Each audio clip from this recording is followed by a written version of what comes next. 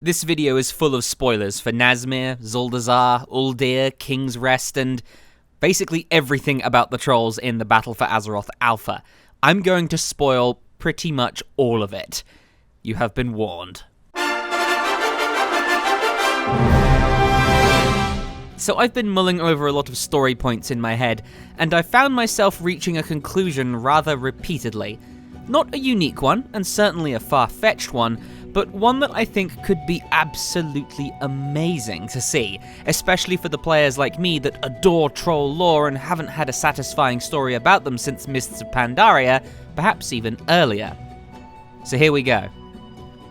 Vol'jin is going to unite the troll tribes and bring them in as an allied race.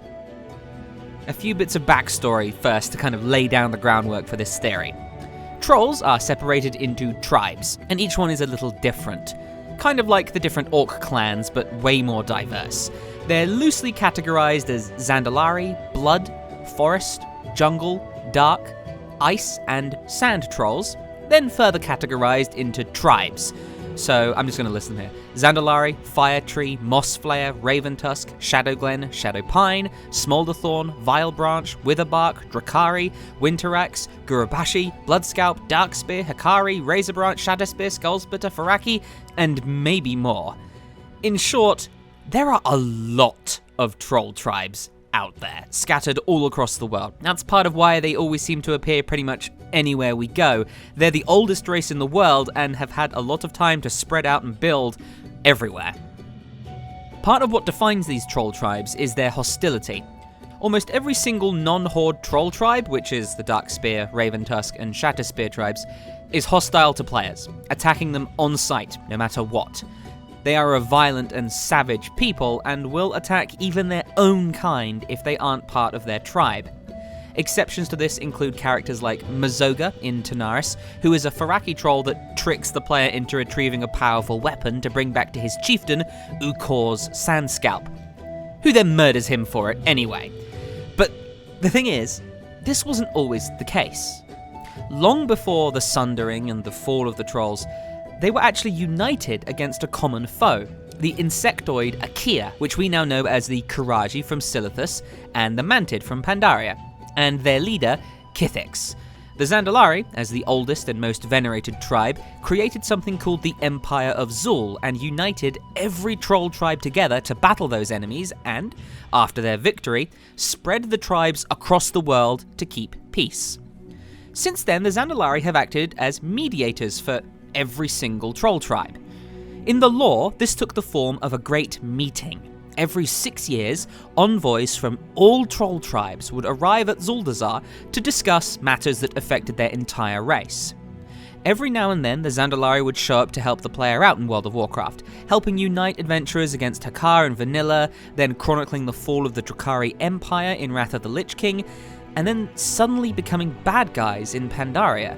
They said their home was destroyed. That's all we really knew. Until now. So let me get started. Exhibit A. In the Battle for Azeroth Alpha, there is a large section of Zuldazar called the Terrace of the Speakers, where the player can find envoys from the various troll tribes. And I mean a lot of them. This place is big. Every single tribe is represented. Even the ones that we thought were wiped out, like the Drakari and the Shadowtooth tribes. There's an actual dark troll in World of Warcraft now. And here's the thing. Almost all of them are neutral. Not only are they neutral, they speak to the player for the first time ever in Warcraft lore. Now, yeah, most of them don't have very nice things to say, which is to be expected, but they are talking. The Zandalari are keeping order just as they have in the lore for generations. The only exceptions to these are the Faraki, Gurubashi, and Amani tribes, who have sided with Zul in his bid to overthrow Rastakhan and take the throne for himself. That's the main story of Zuldazar. Exhibit B. In the Zocalo in Zuldazar, which is basically a giant marketplace, there is a soothsayer that I'm not going to be able to pronounce very well, called Madame Konawala, that the player can talk to in order to get prophecies about themselves. Most of these are kind of fluff, but many of them are also quite bold. And true. She correctly predicts Rizan's and Shadra's death, which both happen in the Zuldazar story. But that's not the one that sparked this theory. Oh no, it's this one. All the troll tribes united under the Zandalari banner. Wait. What? So at first this could be assumed to be Zul. He did after all attempt to unite every troll tribe in the Cataclysm, and we later learn that he did this to try and overthrow Rastakhan, the current king. But this prophecy, in fact none of the prophecies that Madame Kunawala provides, is about anyone but us. They're all about the player. Considering also that Zul is allying with Queen Azshara and the Old Gods, to the point of being a mythic-only raid boss in the first raid where he literally spouts lines in the faceless language, yeah, we're not siding with him. Exhibit C. There's a ship in Zuldazar that works. It moves, it's a transport. Out of curiosity, my husband and I boarded it. It took us to the Echo Isles. Now, naturally, this could be just how the Zandalari get to Orgrimmar once they become an allied race at level 20, as kind of a sort of intro sequence. But it is also food for thought, because the Terrace of the Speakers is quite close to the harbour. Exhibit D. Zuldazar's story. I'll keep it brief, otherwise I'll be here for hours, but basically, the player arrives, gets cozy with King Rastakhan because they saved his daughter, Princess Talanji, from the Alliance, then proceeds to save King Rastakhan from an attempt on his life by Zul and the Zanchuli Council. Zul intends to resurrect King Dazar, the first ever troll king, which is why the place is called Zul Dazar, much like he resurrected Lei Shen back in Mists of Pandaria. He does this by killing a Loa, Razan, the Zandalari Loa of Kings, and Rastakhan's own personal Loa, and draining his power. In the coup, Shadra, another Loa, is also slain. But the Loa are known to transcend death. In Nazmir, we watch Torga, the turtle Loa, reincarnate, and other wild gods, Loa is just the troll name for a wild god, like Aviana have reincarnated as well, as has Cenarius and Malorn. We also see this in Zulaman after killing Vol'jin, where the Amani spirits are freed. They later show up in Wrath of the Lich King. Right now, the Zuldazar story ends with Rastakhan's failure to stop Zul from killing Razan, the Zandalari paladins, who drew power from Razan, being depowered, and the player left with the job of cleaning up the mess. That's all we have access to. For now. Exhibit E. The big one. Bwonsamdi. Now, if you don't know, Bwonsamdi is one of the most important Loa in all of Warcraft. The Loa, by the way, I should mention this, are basically the gods of the trolls. Powerful spirits. Now, Bwonsamdi has shown up before. He is the troll Loa of death, the guy who literally beckons spirits to what they call the other side. In what I assume is all of Zuldazar, whenever you die, you do not get a spirit healer. You get Bwonsamdi. So Bwonsamdi is powerful, direct, playful, likes making deals, and is willing to bend the rules for people he favours. More on that later. In Nazmir, the player works directly with Bwonsamdi, entering into a deal with him to fight the Blood Trolls. He reminds us, constantly, that in return for his aid, he expects 1,000,000 souls. But Bwonsamdi also happens to be BFFs with Vol'jin. How do I know this? Well, I'm glad you asked. Exhibit F. Shadows of the Horde. This novel, by Michael A. Stackpole, covers Vol'jin's recovery from the assassination attempt by one of Garrosh's underlings during Mists of Pandaria. In it, Vol'jin has a crisis of faith, whether or not he should side with the Horde that has just betrayed him, or side with the Zandalari invaders of Pandaria, who are ultimately led by Zul, when they offer him the choice. He is frequently visited by the Loa, including his own father, Sen'jin, and Bwonsamdi. They speak a lot, and there are a great many juicy quotes to extract from the book. If you haven't read it and you care about troll lore, I thoroughly recommend it. It cements Vol'jin as my favourite character in all of Warcraft. So let's start with a quote from Sen'jin. His father's voice came softly, with a hint of mirth beneath its gravity. "This be not what I expected of you, Vol'jin, but what the Loa be expecting of shadow hunters. While I did not expect it of you, I always knew you would be rising to this height when the time came. Vol'jin looked up, the pressure in his chest easing. "I don't think I be wholly understanding, father. You, Vol'jin, be my son. I be enormously proud of you and all you have accomplished." His father's spirit raised a finger. "But when you became a shadow hunter, you transcended being my son. You became a father for all trolls. You bear responsibility for all of us, for what we gonna become. Our future be in your hands, and there be no one I can think of who can be more trusted with it." Now, this could be seen as Sen'jin speaking for all Shadowhunters, speaking of their responsibility to the troll people, but this could just as easily be Sen'jin speaking of Vol'jin specifically. And in that case, Sen'jin is literally saying that Vol'jin is a father for all trolls. An additional quote now. Sen'jin slowly shook his head. "My vision for trolls was a simple one, for us to return to being a people following a shadow hunter.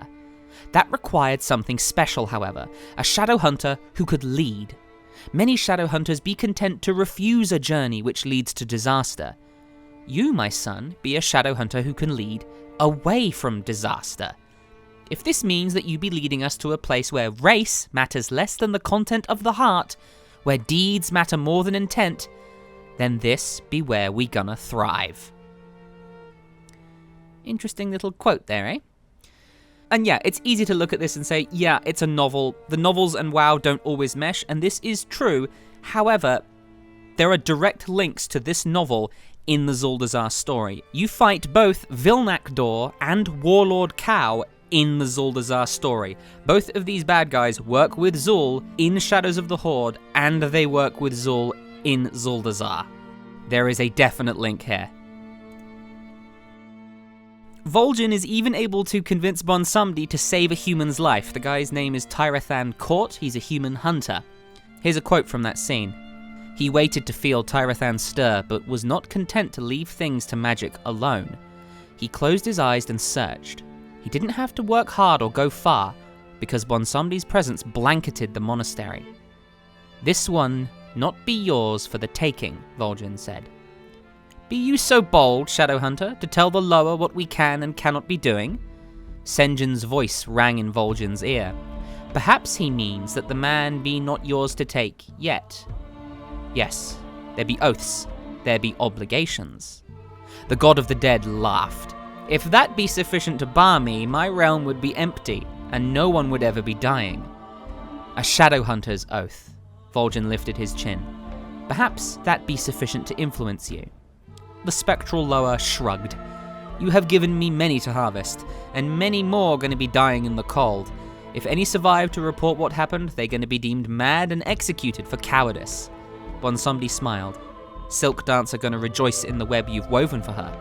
So yes, have your man. For now. But not forever, Vol'jin." The lower faded with his whisper. "Nothing be forever." Tyrathan's body shook, his muscles twitching. Then he relaxed, and his breathing became more regular.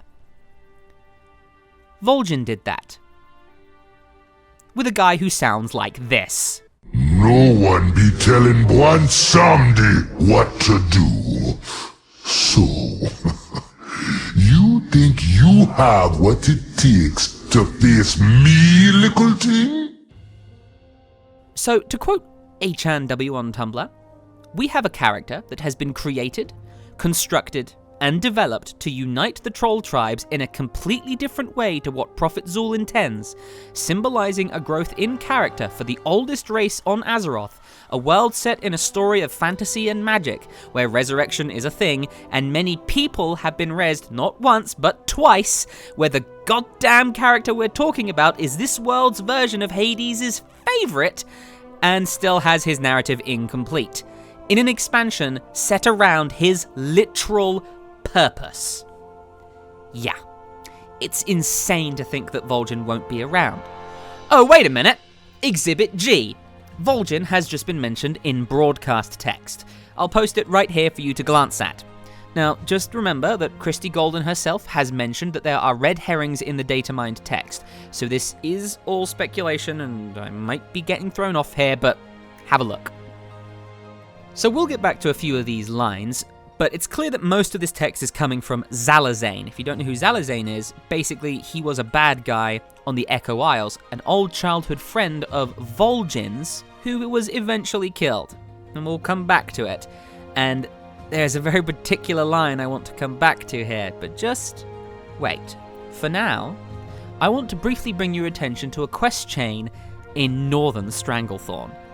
Exhibit H, Bloodlord Mandakir. Now Mandakir was a boss in the original Zul'Gurub, the raid. He died there. Canonically, he died. But during the Cataclysm, he comes back and ends up dying again in the 5-man version of Zul'Gurub. How? Well, as the player is adventuring, they make friends with a little raptor, and the raptor hatchling finds a little skull buried nearby. The skull speaks to the player and promises them rewards for bringing them back to life. The player, being a thick-headed spod, agrees, and goes through a few quests to get it done, including bringing the troll a suitable body. They pick a big one, the corpse of Ganzula, leader of the Bloodscalp tribe. Once they provide everything, surprise! Mandakir appears, is resurrected, and runs off with your raptor hatchling. Now bear in mind, this is a character who jumped into another troll's body from another tribe in order to come back to life. And Bonsumdi happens to be keeping a very close friend of Vol'jin's alive in the middle of his temple. Zalazane. Exhibit I. We're going through a lot of these.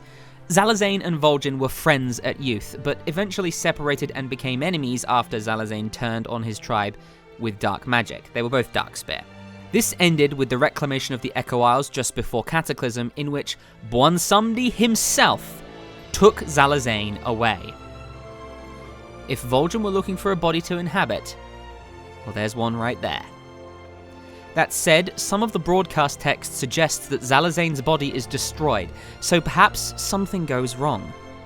Either way, I want to draw your attention to one very specific line of that broadcast text, something that I think Zalazane himself might be saying.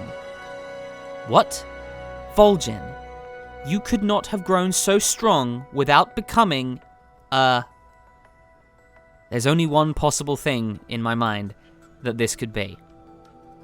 A Loa. A god. Sen'jin himself, Vol'jin's father, walks with the Loa in Shadows of the Horde. We don't know whether trolls can become them, but if Vol'jin does, whether he's the first or just the next. Well, I've been talking for about 20 minutes now, so let me wrap this up in a neat little conclusion. Vol'jin dies in Legion. He handed over the reins of the war chief to Sylvanas after being told by the Loa. We don't know if it really was a Loa, or a Dreadlord, or Bonsumdi, or Cahoon, or whoever else. All we know is that he did it. We know he will return in some way, shape, or form. He is best friends with Bonsumdi, this world's version of Hades, to the point of being able to convince him to save others from death. The troll tribes are at least willing to listen.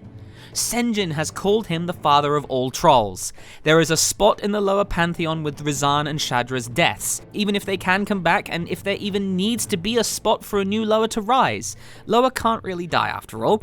We, the players, have been prophesized to be involved. We know that one of the new allied races, the Mag'har Orcs, will include all of the different clans' customization options, and there are plenty of unavailable troll options in the game, like sand and jungle trolls. Let me put it like this. If a god of your people approaches you and tells you to join the Horde, you listen. That's my little theory. Credit goes to my husband, PA Stat Dude, for the initial theory, EchanW for his own thoughts, and Zuma on Twitter for alerting me about Vol'jin's broadcast texts. Thank you for that. So maybe I'm wrong. I'm probably wrong. But there's a hell of a lot of evidence here for it to all be circumstantial, don't you think? What do you think? Will we see a new Vol'jin? Reborn? A ghostly version of him? Maybe it's all a cruel trick? I'm not sure. But I know this. It's looking to be pretty freaking awesome so far.